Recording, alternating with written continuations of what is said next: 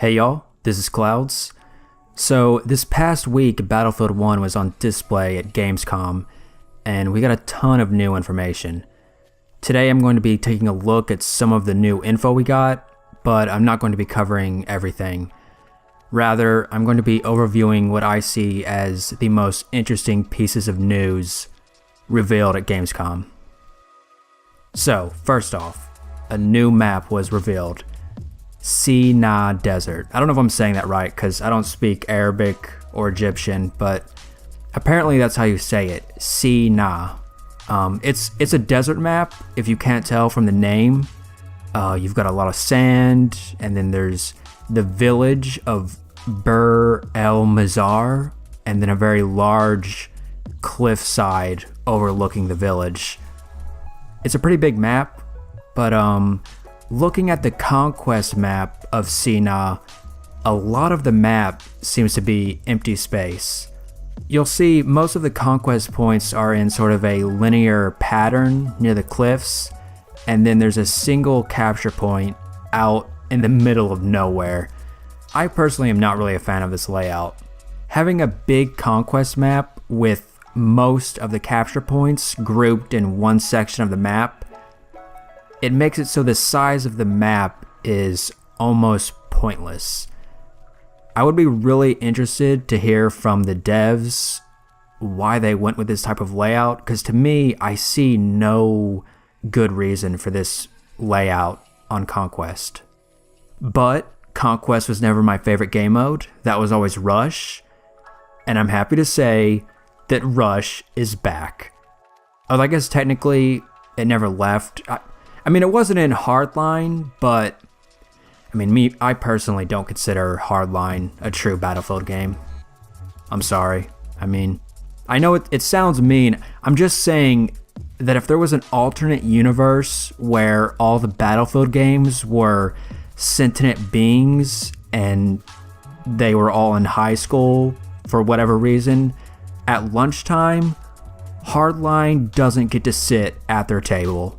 I'm sorry. Anyway, Rush has been announced, and it has one big change, and that is it is going to be a 24-player game mode. Now, on PS3 and Xbox 360, Rush has always been a 24-player game mode, but for PC, PS4, and Xbox One, Rush has been a 32-player game mode. I know some people won't like this change because there's people on PC who play 64-player Rush, and apparently they enjoy that. You know, some people love to just cram as many people as you can into one small space. I always enjoyed and preferred the 24-player Rush. When I first switched to PS4, I didn't really love 32-player Rush, but I thought, maybe I just need some time to get used to it. But I gotta say, even after nearly a year on the PS4, I still think for most Rush maps, 32 players is too much. I'm struggling to even think of a Rush map that I think is good with 32 players. Dragon Valley, that's one. That plays well with 32, but that's it really. I think most of the other Rush maps were just better with 24 players. Something else to note is that the attackers will not be destroying MCOMs, but instead destroying telegraph posts. These telegraph posts can be used to call in artillery strikes by the defenders. I'm not sure if that's actually going to happen or if that's just like the marketing, it sounds like it's actually going to happen. Like it's not just part of, the lore of Battlefield 1. So now it seems the objectives in Rush truly serve some purpose for the defenders, and this all sort of ties together to make it a more immersive game mode. The MCOM stations in previous Battlefield games, I wouldn't say they broke my immersion, but they didn't really give any actual in-game utility to the defenders.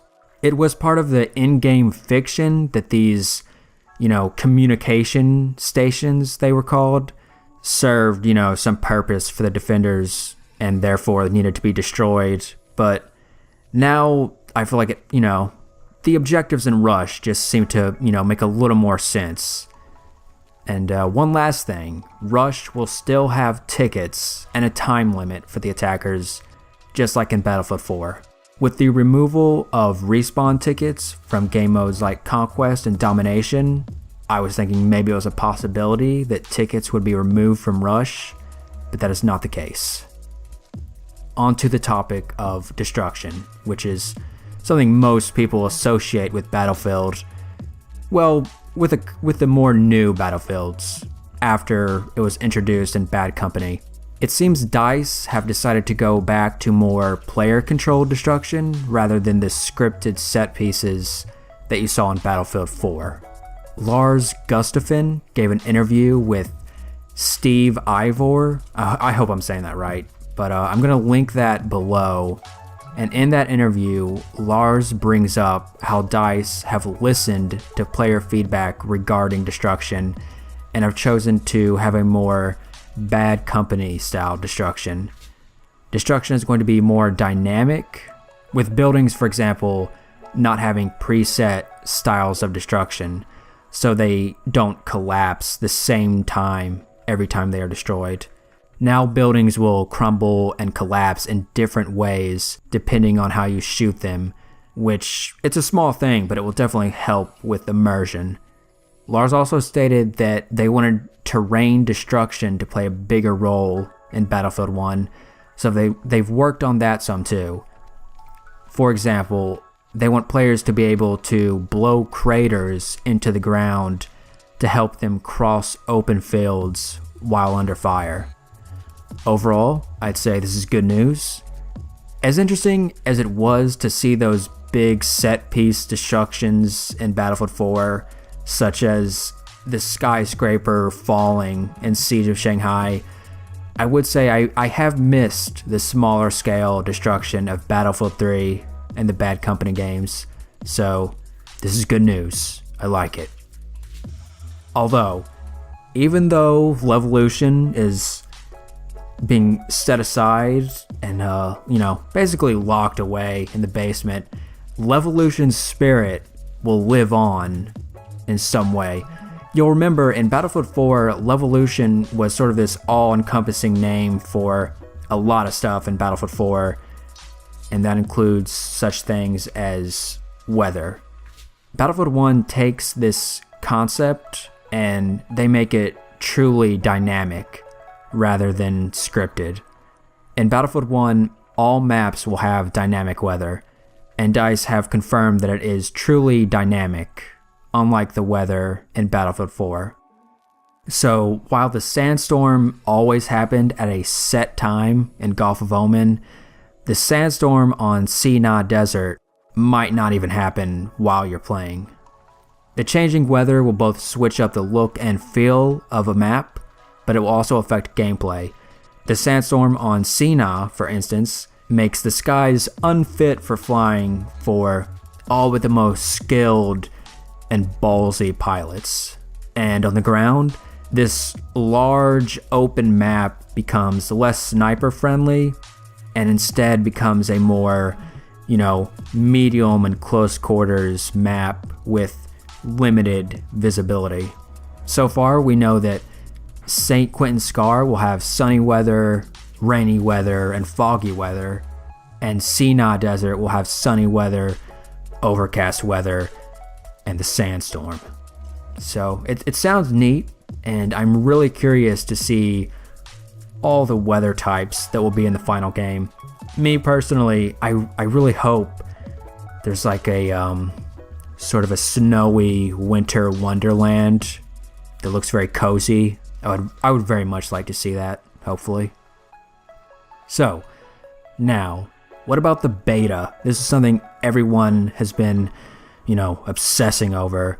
And we don't know much about the beta, but we do know that it starts August 31st.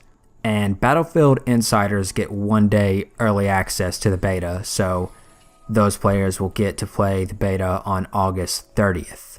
It has one map, Sinai Desert, and the beta will feature 2 game modes, Conquest and Rush. We don't know a whole lot of other details about the beta, such as how long it will last, One thing's for sure though, the open beta won't have any new stuff. David Sirlin has stated that the beta build was locked down some time ago, so it's probably going to be pretty much what we saw at Gamescom. Okay, lastly, I'm going to cover something that was not mentioned at Gamescom: Premium. With season passes becoming the norm, it would seem that it's almost guaranteed Battlefield 1 would have a season pass of some kind. But we're now 2 months away from release, and we have heard nothing about Premium. Judging by the season pass announcements of Battlefield 4, Battlefront, Hardline, you'd figure they would have announced it by now if it does exist. Now, some players have speculated and hoped that Premium would not come back for Battlefield 1 and all the DLC maps would be free. In my opinion, this is just wishful thinking. There's no way EA and DICE would release all DLC maps for free. I know having a season pass and paid DLC maps, it segments the player base, and then it causes the DLC maps have a lower population, and as time goes on, eventually you can't play some of those maps. But at the same time, making those maps does cost them money and time, so they can't just give those away for free. I mean, theoretically, they could still have a premium season pass while also giving away all maps away for free, but I don't think Premium would generate as much revenue that way. I mean, maybe if Premium gave you like 2 months early access to the maps, then a sizable portion of the player base would buy it. But even then, I don't think Premium would make as much money as it did for Battlefield 4. So even though we've heard nothing regarding Premium for Battlefield 1, I do think it is coming. Post-launch, we'll probably see something like Battlefront, Hardline, and Battlefield 4 with paid DLC maps and some free DLC maps, maybe 2 or 3 free maps just to appease people. It's actually confirmed if you pre-order the game, you get early access to a map which is given away for free to everyone. So we know there's going to be at least one free map given to everybody. Right, so Battlefield 1 is shaping up to be a pretty cool game from what it looks like, and we will be able to see soon enough for ourselves if it really is as cool as it looks once the beta releases at the end of the month, and I can't wait. So thanks for watching. I'll see you guys later. Bye.